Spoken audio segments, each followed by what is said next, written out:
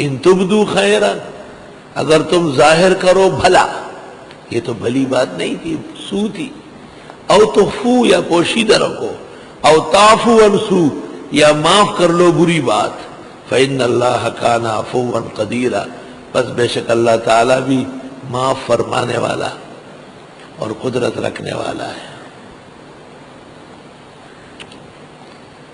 ان آیات پر غور کرنے سے کچھ گرانی پیش آئی ہے، بڑے مفسرین کو بھی اور اس عاجز اور فقیر کو بھی، کہ ما سبقہ کے ساتھ بظاہر جوڑ بہت مشکل ہے، کیونکہ ما سبقہ میں ایمان کی دعوت ہے اور منافقین اور کافرین کی مذمت ہے، اور درمیان میں یہ آیا کہ مظلوم ظالم کے خلاف آواز اٹھائے، اجازت ہے، اور پھر فرمایا مظلوم معاف ہی کر دے، خداوند تعالیٰ بھی تو بہت کچھ معاف کرتا ہے، اور پھر کفر کا بیان اور مذمت پھر شروع ہے۔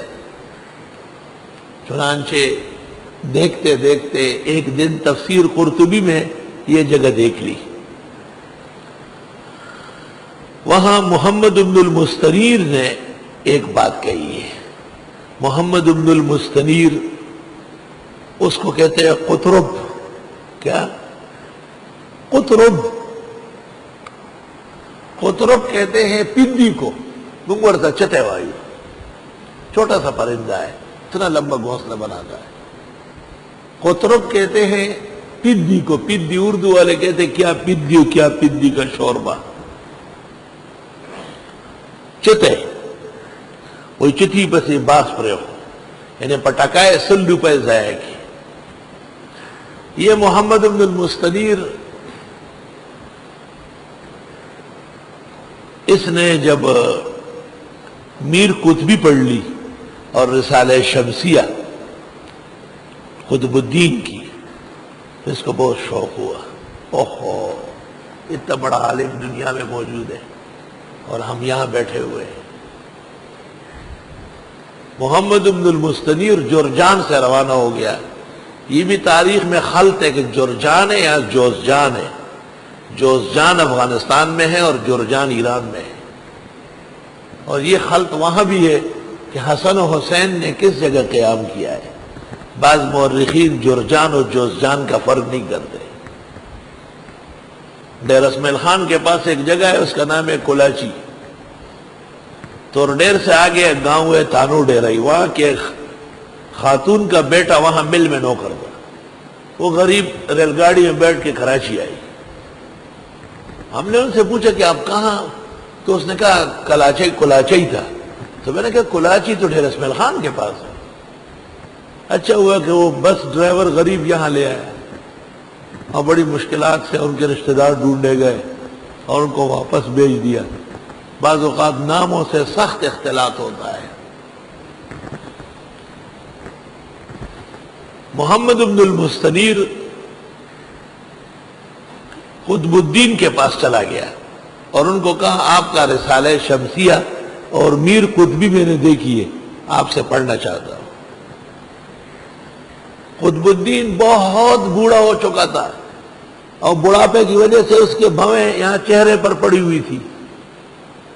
اس نے اپنے دونوں بھویں سے پکڑے، اوپر کیا اور اس کو غور غور سے دیکھا، کہا ہاں بہت دیر سے آیا ہو، اب میرا وہ زور و شور نہیں ہے جو رسالہ شمسیہ لکھتے وقت یا میر قطبی لکھتے وقت ہے، اب تو میں بہت بوڑھا ہو گیا، پڑھا بھی نہیں سکتا، تم ایسا کرو مصر میں میرا شاگرد ہے مبارک شاہ، اور اس کے پاس چلے جاؤ، اور اس کو خط لکھا۔ یہ طالب علم بڑے شوق ذوق سے آیا ہے، اس کو پڑھاؤ۔ کیسے شوق تھا علم کا، دیکھو محمد بن المستنیر قطب الدین کا خط لے کر مصر روانہ ہو گیا۔ مصر میں جس جگہ مبارک شاہ مدرس تھا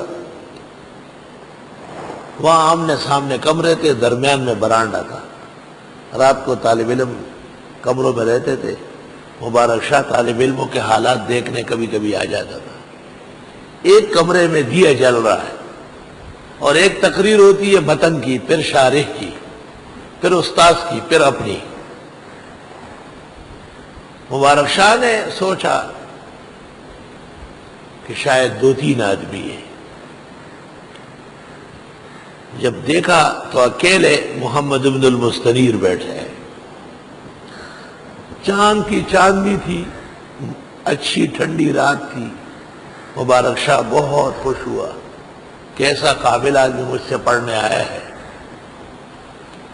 کہتے ہیں کہ جس وقت محمد ابن المستنیر نے خط پیش کیا تھا تو مبارک شاہ نے کہا استاذ کا خط ہے.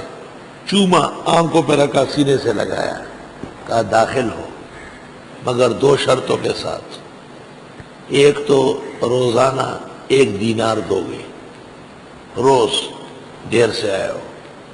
اور دوسرا یہ کہ سوال کرنے کا حق نہیں ہے.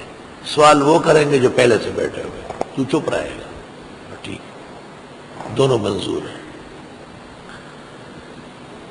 مصر میں یہ دستور تھا کہ مزدوری رات کو ہوتی تھی.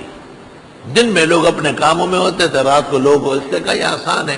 اور اس زمانے میں 2 دینار ملتے تھے مزدور کو مزدوری کے.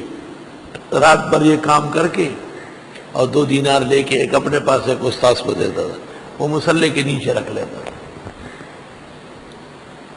جس وقت یہ واقعہ رات کو پیش آیا محمد بن المستنیر کا، اگلے دن مبارک شاہ نے کہا آپ کو سوال کرنے کا حق ہے، لیکن کاپی دیکھ کر. کاپی کا یہ طریقہ تھا کہ جیسے آج درس دیا یہ طالب علموں نے لکھا، صبح طالب علم پہلے یہ درس دکھائے کس طرح لکھا ہے، اور اس درس کے دیکھنے کے بعد طالب علموں کے نمبر ملتے تھے سوال کرنے کے. آپ اول نمبر ہے، آپ 2 میں، آپ 100 میں، آپ بیکار ہیں.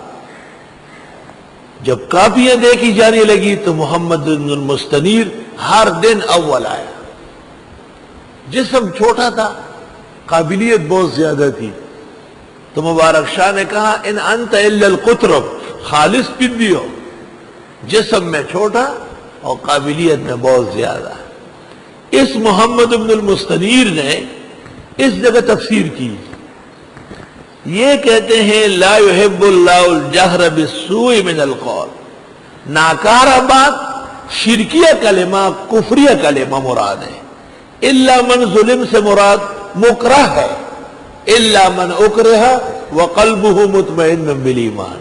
اب مضمون ما سبقہ کے ساتھ جڑ گیا کہ کسی کو بھی شرک کے کلمے کا یا کفر کے کلمے کا حق حاصل نہیں ہے سوائے اس شخص کے جس کی جان غضب میں آ گئی، اور سوائے اس ظاہری کلمے کے جان بچانے کی کوئی تدبیر مؤثر نہیں. وَكَانَ اللَّهُ سَمِيعًا عَلِيمًا. ان تبدو خیران، اگر تم ظاہر کرو بلا، او تخفو یا چھپاؤ، او تعفو عن سوء یا معاف کر لو بری بات، فإن اللہ کان عفوا قدیرا، پس بے شک اللہ معاف کرنے والا قدرت والا ہے. اشارہ ہے کہ اللہ کتنے بڑے قادر ہے، پھر بھی مجرمین کو معافی مانگنے پر معاف کر دیتا ہے.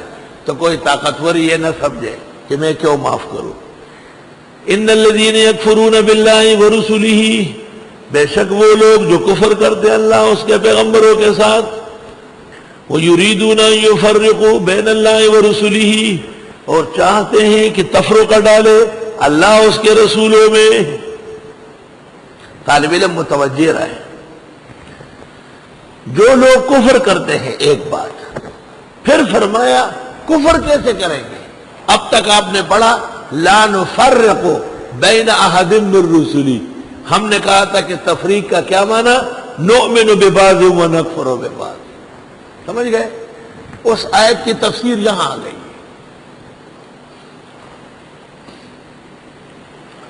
اللہ تعالی اور پیغمبروں کے درمیان تفریق نہیں ہے، کیونکہ پیغمبر اللہ تعالیٰ کے سچے دین کے سچے مبلغ ہے. تو آیت سے مفسرین نے استدلال کیا ہے اور محدثین نے کہ کوئی حدیث کسی آیت کے مقابلے میں نہیں ہو سکتی. اور مفسرین کہتے ہیں ساری آیات آپس میں مربوط ہے، کبھی بھی ایسا نہیں کہ 2 آیتوں میں ٹکراؤ. ٹکراؤ فہم میں ہے، ٹکراؤ علم میں ہے، ٹکراؤ آپ کے دل و دماغ کی نااہلیت میں ہے. جب عالم کے سامنے آئے گا دونوں ایک ہو جائے گا.